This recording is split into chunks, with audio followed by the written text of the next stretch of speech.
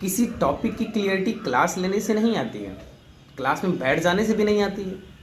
अब मैटर ये करता है कि वो टॉपिक आपके लिए ज़रूरी कितना है, कितना आप उस पर विचार कर रहे हो, पढ़ने के बाद भी कितना विचार उसे अपने लाइफ में आप अप्लाई कर रहे हो, लागू कर रहे हो, कि वो टॉपिक कितनी लिए आपके लिए कितनी ज़रूरी है, ये मैटर करता है। और सबसे ज़रूरी बात कि टॉपिक पढ़ने के बाद, समझने के बाद उसको एनालिसिस करके अपने माइंड में मंथन करके कह सकते हैं कि डिसीजन करके उसको बैठाया जाता है, जिसकी वजह से वो आपकी जो टॉपिक होती है वो लंबे समय तक टिकी रहती है।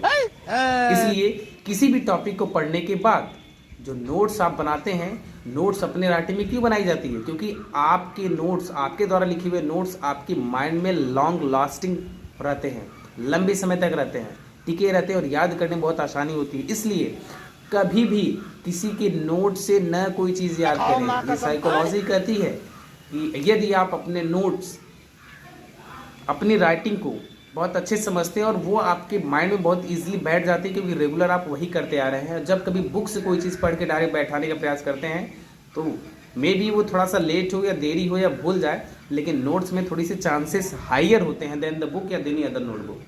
तो ट्राई करिए, नोट्स याद करिए, पढ़िए और लंबे समय तक याद करने के लिए उस पर डिस्कशन ज़रूर करिए, उसको एनालिसिस ज़रूर करिए। Thanks to all.